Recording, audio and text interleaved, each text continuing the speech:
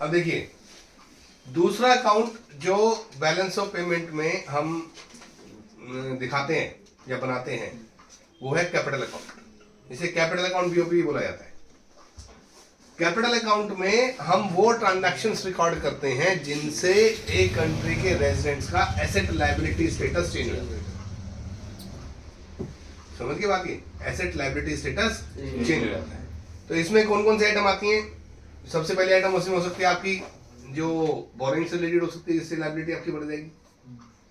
आपकी इन्वेस्टमेंट हो सकती है, या तो आप बाहर करोगे या बाहर के देश के लोग यहाँ करेंगे। तो सबसे पहले हम बात करते हैं बोरिंग्स के बारे में। बोरिंग्स के बारे में जब हम बात करते हैं तो बोरिंग्स जो है दो तरीके की होती हैं। जो हम बाहर से बोरो करते हैं पैसा, वो दो तरीके का होता है। ये एक तो होता है एक्सटर्नल कमर्शियल बोरिंग्स हो सकती हैं, और एक हो सकता है एक्सटर्नल असिस्टेंस।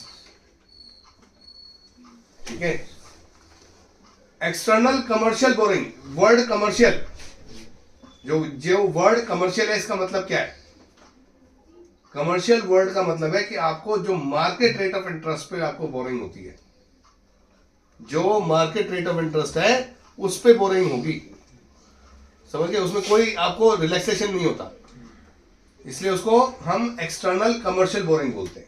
जो बाहर से हमने पैसा उधार लिया वो हमने किस रेट पे लिया? जो मार्केट रेट ऑफ इंटरेस्ट है, या हमने बाहर दिया तो वो भी मार्केट रेट ऑफ इंटरेस्ट पे दिया। That is called external commercial boring. एक होती है एक्सटर्नल असिस्टेंस। असिस्टेंस वर्ड जब आ जाता है आपके सामने तो इसका मतलब है हेल्प। तो एक्सटर्नल असिस्टेंस मतलब बाहर से आपको हेल्प मिलना। तो हेल्प तो आप तभी बोलोगे जब आपको मार्केट रेट ऑफ इंटरेस्ट से कम पे मिले, तभी तो उसे हेल्प बोलोगे ना। सपोज आज आपको अगर पैसे की जरूरत है, मैंने आपको जो मार्केट रेट ऑफ इंटरेस्ट है उसी पे आपको पैसा उधार दिया, तो फिर वो हेल्प थोड़ी है, वो तो कमर्शियल बोलेंगे। जिस रेट पे मैं भाई जिस रेट पे मैं आपको दे रहा हूँ वही रेट बाजार में भी है, तो आप मेरे से ले लो किसी और से ले लो, क्या फर्क पड़ता है इस बात से? समझ के बात ये।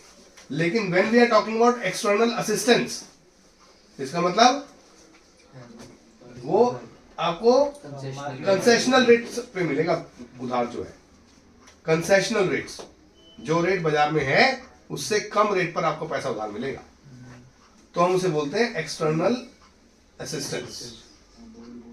ठीक है। दूसरी आइटम इसमें आती है इन्वेस्टमेंट। इन्वेस्टमेंट भी दो तरीके की होती है।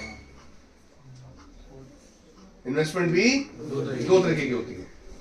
एक होता है एफडीआई, जिसे हम फॉरेन डायरेक्ट इन्वेस्टमेंट बोलते हैं, और एक होता है पोर्टफोलियो इन्वेस्टमेंट, जिसको एफआईआई भी बोलते हैं, फॉरेन इंस्टीट्यूशनल इन्वेस्टमेंट।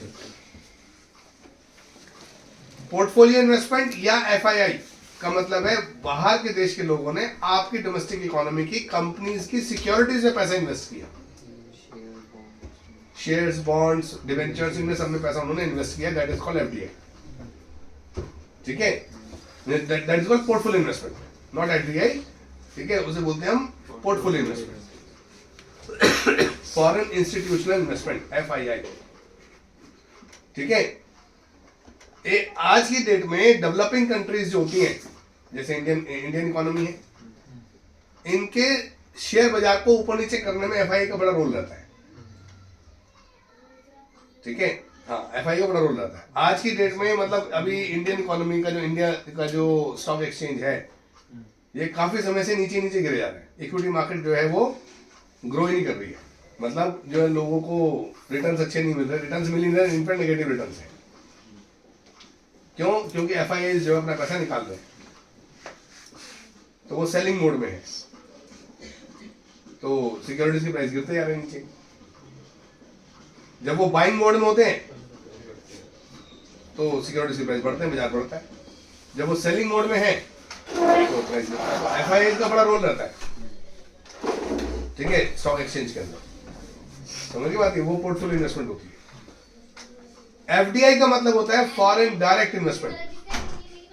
जब आप बाहर के देश के लोगों ने आपके यहाँ पे सिक्योरिटी से पैसा नहीं लगाया, यहाँ पे अपने प्लांट, अपने बिजनेस सेटअप किए,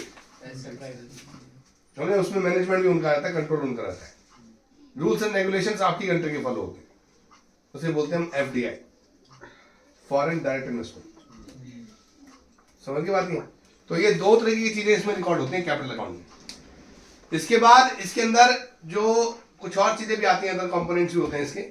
उसमें एक होता है आपके पास एनआरआई डिपॉजिट्स, उसकी फुल फॉर्म क्या है? Non resident Indians deposits. ठीक है, जो बाहर के देश के लोगों ने आपके यहाँ पे पैसा डिपॉजिट किया था आपके बैंक अकाउंट के अंदर, ठीक है, उसे एनआरआई डिपॉजिट्स बोलते हैं। दूसरा आता है इसे बैंकिंग कैपिटल। बैंकिंग कैपिटल ये एक और कंपोनेंट है एनआरआई डिपॉजिट्स के अलावा। ये दो चीजें और इसमें आती हैं, ठीक है। और तीसरा आता है शॉर्ट टर्म ट्रेड क्रेडिट्स।